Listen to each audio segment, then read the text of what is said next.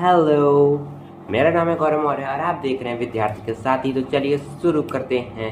Improvement in food resource, class 9 chapter number 3 biology.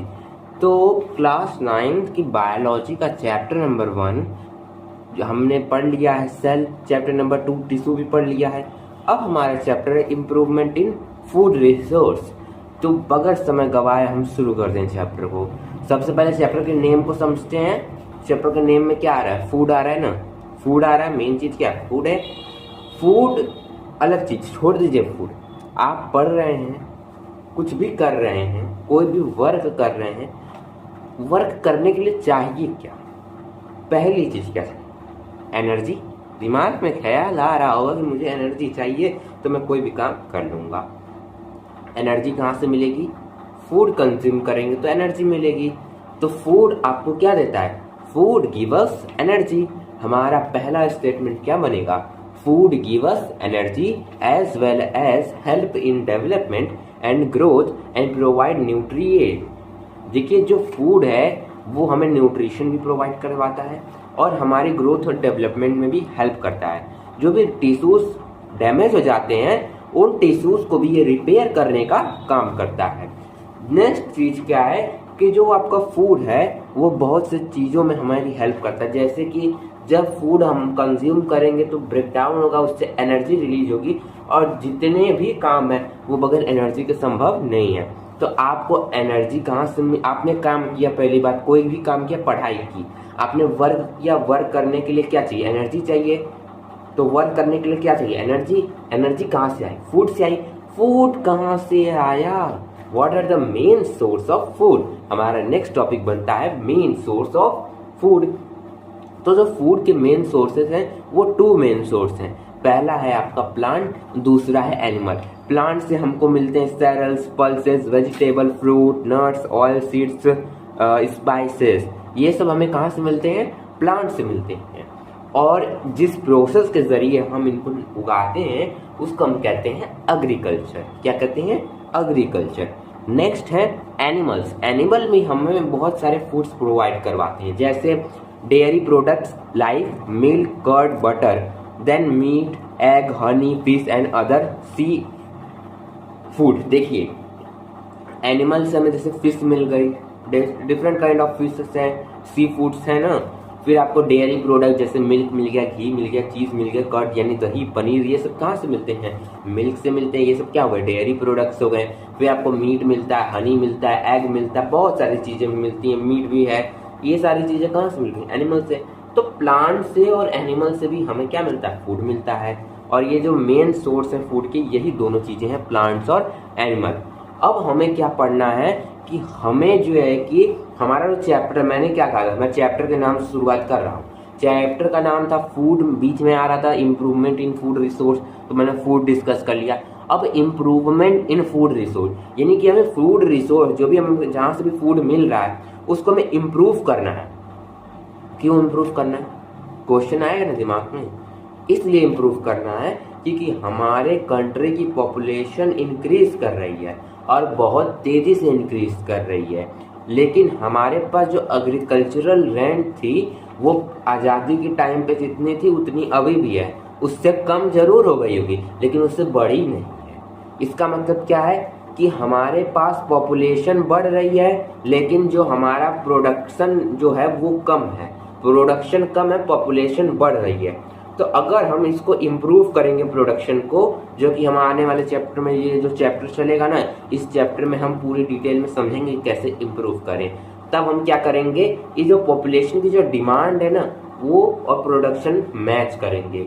यानी कि population की डिमांड और जो आपका फूड प्रोडक्शन है उसको हम क्या करेंगे? मैच करेंगे। तो देखिए, कई चीज़ें होती हैं जिनकी वजह से हमें करना पड़ता है।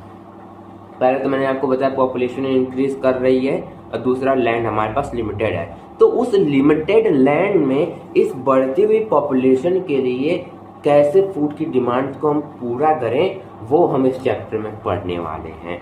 चलिए, तो सबसे पहले देखिए, चैप्टर में जो हमारे दिमाग में ख्याल आ रहा है कि हम इस पॉपुलेशन की बढ़ती हुई डिमांड को पूरा करें, ऐसा ख्याल कई लोगों के दिमाग में पहले आ चुका है। इसीलिए कई सारी क्रांतियां हुई हैं, रेवोल्यूशन हुए हैं। उसमें सबसे फेमस है, बहुत सारी क्रांतियां हुई, उसमें सबसे फेमस है green revolution. Green revolution MS Swaminathan ji के द्वारा इंडिया में लॉन्च किया गया था। उन्होंने different kind of techniques, tools, fertilisers, HYV seeds introduce किए थे फार्मर्स को, ताकि कि वो अपनी क्रॉप की यील्ड को क्या कर सकें, बढ़ा सकें। अब ऐसे बहुत सारे रिवोल्यूशन है, जैसे व्हाइट रिवोल्यूशन है जो कि मिल्क के लिए था, जो कि वर्गेस कुरियन के द्वारा जो है कि क्या किया गया था, इंट्रोड्यूस किया गया था। उसके बाद ब्लू रिवोल्यूशन फिश प्रोडक्शन के लिए है, जिसको डॉक्टर अरुण कृष्णन के द्वारा जो है कि लॉन्च किया गया था। और चौथा है सिल्वर रिवोल्यूशन, जो कि एग के लिए है, और ये इंदिरा गांधी के द्वारा जो है कि लॉन्च किया गया था। अब हम आगे बढ़ते हैं, different type of crop and their nutritional value. हम इसमें क्रॉप के बारे में पढ़ने वाले हैं। सबसे पहले क्रॉप क्या होती है वो जान लेते हैं। Large scale growing of plant is known as crop, यानी कि अगर हम एक ह्यूज लैंड पे लार्ज स्केल में हम प्लांट, एक ही तरीके के प्लांट को ग्रो कर रहे हैं, तो वो सारे प्लांट ग्रुप में क्या कहलाएंगे, क्रॉप्स कहलाएंगे। क्या कहलाएंगे, क्रॉप्स कहलाएंगे। Very good. तो चलिए आगे बढ़ते हैं। हमारे पास क्या है, डिफरेंट टाइप ऑफ क्रॉप, यानी हमारे पास बहुत सारी क्रॉप्स हैं और उनका जो है कि उनके न्यूट्रिशनल वैल्यू, यानी कि उनसे हमें क्या मिलता है। देखिए फूड हम खा रहे हैं एनर्जी के लिए, लेकिन हमें बहुत सारी चीज़ें मिलती हैं फूड से, जिससे बाद में एनर्जी फॉर्म होती है। जैसे हमें कार्बोहाइड्रेट मिलता है, प्रोटीन मिलता है, फैट्स मिलते हैं, मिनरल्स मिलते हैं, विटामिन मिलते हैं, अदर चीज़ें हैं। और हाँ, एक और बात, हमें थोड़ा ना भोजन खाते हैं, हमें थोड़ा ना खाना खाते हैं। जानवर हैं वो भी चारा वगैरह खाएंगे, तो सबसे पहले जानवरों से ही शुरू किया जाए। फॉडर क्रॉप, ऐसी क्रॉप्स होती हैं ये जो जानवरों के चारे के लिए उपयोग की जाती हैं, जैसे बरसीम हो गया, ओट्स हो गया, सूडान ग्रास हो गया। ये जो है कि जो आपके वो होते हैं एनिमल्स होते हैं, उनको दिया जाता है एज अ फूड। उसके बाद सेरल्स जैसे कि जो ग्रेन्स होती है ना, जैसे कि आपका गेहूं हो गया, चावल हो गया, मक्का यानी जोंधरी होती है ना, वो ये सब समय क्या मिलता है, कार्बोहाइड्रेट्स मिलते हैं। क्या मिलते हैं, कार्बोहाइड्रेट्स मिलते हैं। पल्सेस क्या है, क्या है पल्सेस, अरे भाई दाल, जो आपकी दालें होती है ना उन्हें पल्सेस कहते हैं। जैसे ग्राम, काउपी, लेंटिल्स, ये सब, इन सब में क्या मिलता है, प्रोटीन मिलता है। क्या मिलता है, प्रोटीन मिलता है। पेपर में क्वेश्चन आएगा कि पल्सेस से हमें क्या मिलता है, हम क्या बताएंगे, प्रोटीन मिलता है। ऑयल सीड्स से हमें क्या मिलता है, ऑयल सीड्स हमें मिलते हैं ऑयल, नाम में ही ऑयल सीड मिलेगा क्या, ऑयल। जैसे सनफ्लावर हो गया, मस्टर्ड हो गया, सोयाबीन हो गया, ठीक है, ग्राउंडनट हो गया, आलमंड्स हो गया, जो आपके वो होते हैं क्या, बादाम होते हैं ना, बादाम का भी तेल निकलता है। इन सब चीज़ों से क्या मिल गया, हमको तेल मिल गए।